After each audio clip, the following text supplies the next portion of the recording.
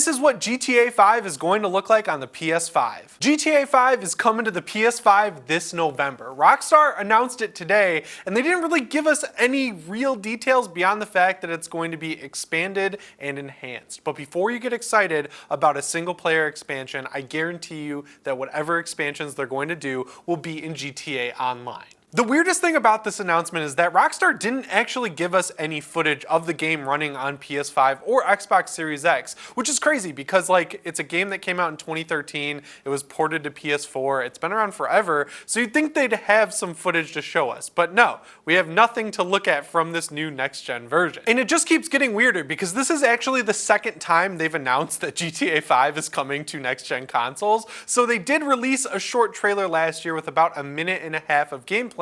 So for today's video, we decided to get a really good PC and try and recreate what we think GTA 5 is going to look like on next-gen consoles. I don't know if you guys have noticed this, but GTA 5 has always been a modest-looking game on consoles. I mean, it's a huge open world, it's trying to mimic real-life Los Angeles, so it's got a ton of different systems running at any given time. You've got to render so much of the map. Whenever you're looking around the map, you can see so much of LA, so the one way that they can kind of make sure that they have enough headroom to run the game right is to scale back on the graphics. When the game came out 2 generations ago, it really felt like it was ahead of its time. And I mean, really, when they released it on the PS4, it felt better, but again, it still felt like ahead of its time. But now that 8 years have passed and we've gotten the PS4 Pro, the PC version, and now we're on the PS5, I feel like now's the time they can regain some of that graphic fidelity that they lost with the original release and the last gen release. The next gen compared to the PS3, last gen compared to the PS5. I think that makes sense. Just taking a shot in the dark here, I feel like one thing that's guaranteed in terms of what they're going to improve is resolution. So right now on consoles, it caps out at 1080p, so I feel like expecting them to do a 4K resolution update is more than fair. I also think coming along with that 4K resolution bump will be a locked 60 frames per second. This game is old enough at this point where I feel like the consoles are more than capable of giving a 60 frames per second gameplay at 4K. It's a lot of numbers, but also if they want to include 120 frames per second, they'll probably have to drop it down to 1440p or 1080p to compensate, and I'm more than fine with that because if you want frame rate, you're just going to have to take a hit in the resolution. It's just how it is. One area I think they're probably going to leave alone is textures. When they re-released the game on PC, they improved the textures just a little bit, and even playing it today, it looks better than most games. I remember I was super impressed the first time I played it, and I noticed that the t-shirts and the shirts that Michael was wearing, the woven shirts,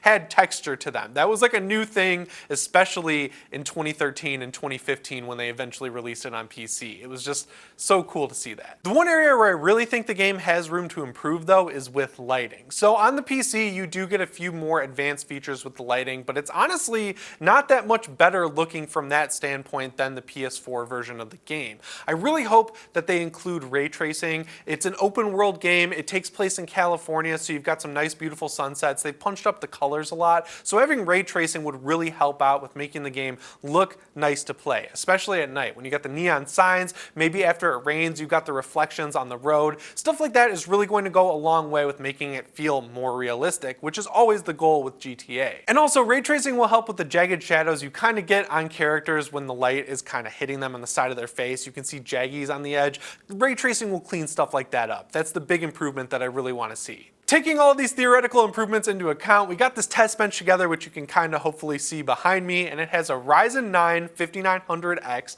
an RTX 3090, 32 gigs of RAM, and it's a really fast SSD. Yeah, it's got an SSD that's not as fast as the one that's in the PS5, but it's close enough to where you're going to see some really quick loading times. Thanks, Austin. But to really show how good this game looks on a PC, running it completely maxed out at 4K with pretty much every feature turned all the way up, locked at 60 frames per second, we got to take a look at how it ran when it originally came out on the PS3. So yeah, this game originally came out in September of 2013, which was basically at the end of that generation's life cycle, and it really pushed the PS PS3 to its limits. It ran at 720p and it kind of tried to hit 30 frames per second, but you were mostly seeing it fluctuate all the way down to 20, which is crazy that I played this entire game on the PS3, because now if a game drops below 60, I immediately notice it and I don't like it. So yeah, I've evolved as a gamer, and this game has definitely evolved past its 2 generations old status. Moving up to the PS4, it's actually kind of crazy how modest they were with the improvements, because honestly, it feels like this game was always meant to be running on the PS4 and Xbox One to start with. So instead of 720p, you got a hard lock 1080p, and they really bragged about that in the launch trailer, which was basically a music video, which now is kind of funny that they're bragging about 1080p, but you also got a hard locked 30 frames per second, which for a game like this is something you absolutely need. When you're driving around the city, it just feels so much better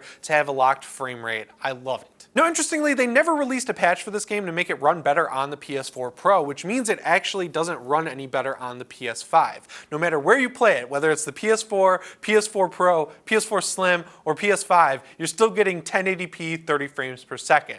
Now, if you run it in boost mode, which is the OS-based boost for the PS4 Pro or PS5, you do get a more consistent experience. You might not get as many frame drops as you would see on the PS4, but again, overall, it runs pretty much the same across the board, and that's kind of wild since it's basically the biggest game ever. It just got announced that this game sold 145 million copies, and it runs the same across the board no matter where you play it. I remember when I bought the next-gen version on PS4 and booted it up, expecting the loading times to be a little bit faster, and they really weren't. This game takes forever on old consoles to load into the map when you start it up, because it's putting you into a world where there's really no loading. So they have to do as much loading as they can before you actually start playing. On the PC, that loading is basically eliminated. I think it honestly goes for like 10 or 12 seconds. I didn't even notice how much faster it was because it didn't give me time to think about the fact that it was loading me into the world. So that is a huge improvement. Guys, I am absolutely blown away by the support this channel has gotten so far, so now I want to give back to you. I'm giving away this PS5 to a random subscriber, and everything you need to know on how to enter is down in the description.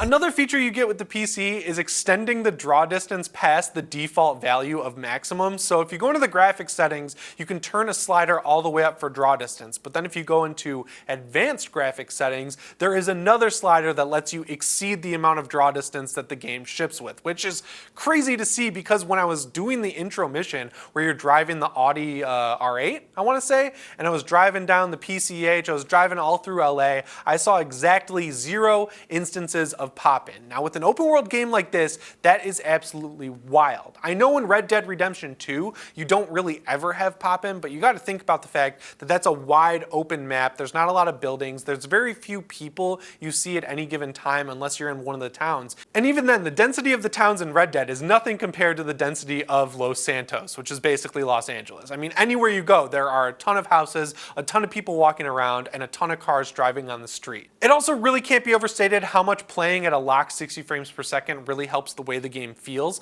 There are 2 driving missions at the beginning of this game, which is kind of weird, right, to have driving missions at the beginning of a GTA game, but you're driving max speed in both of them and not having any pop-in, having the controls actually be responsive so that you can dodge cars which are parked in the middle of the street, or cars coming across an intersection when you go through a red light. It's nice to be able to have the reaction time line up with the game responding to your thumb's inputs, you know? Like, it always sucked when I was playing on the PS3 and I would have this awesome chase scene going, and then I would hit a pole because my brain wasn't fast enough to compensate for 30 frames per second. It was just really confusing, and having fluctuating frame rate did not make it any easier. Another place where 60 frames per second helps out is with shooting. So originally, you would move the right stick and then the camera would move about a half second behind, which makes aiming very tough. 60 frames per second makes it pretty much instantaneous, and I know the same thing happened on Red Dead Redemption 2, so it's nice that it's retroactively helping out GTA 5. As good as GTA 5 looks completely maxed out on PC, it really does have a ceiling because it came out in 2015 on PC, and games have just gotten so much better looking since then. Like I said earlier, I feel like ray tracing is going to go a long way with making this game feel more modern, but then when you look at the hair textures, the face textures, they look really good for 2013/2015, but they're not up to par with stuff we're seeing now. Now, as I already mentioned, we've seen what Rockstar can do with an open world on a next-gen console with Red Dead Redemption 2. Again, that is way less dense than something like GTA, but I feel like with the added power of the PS5 and Xbox Series X, they'll be able to make a game that gets closer to that with GTA 6. Now, there's there's no word on when GTA 6 is going to be coming out. I would assume it's got to be in the works or coming soon, because why would they release GTA 5 a full year after the PS5 comes out, if not to keep it in people's minds and get them excited for something else? Like, honestly, I wouldn't be surprised if they surprised us with a trailer for GTA 6 just baked into this new release and just said, yeah, we're making it, it's coming out soon, enjoy GTA 5, have fun with it on PS5, but you got some good stuff to look forward to. The best part about playing a Rockstar game is that while they don't necessarily have the best gameplay in the business, they are a great showcase for what a console can do. They're honestly very similar to Naughty Dog in that sense, because as good as The Last of Us 2 is in the story and graphics department, it's not that great in the shooting department, and I don't think I'm going to piss anyone off by saying it feels exactly the same with GTA. But when we get a new Rockstar game, it's a big deal. Even the announcement is a bigger deal than most other games' release dates, so I hope that we have that soon, because I don't know, I feel like this new generation came and it really felt very similar to the PS4 Pro and Xbox One X launch,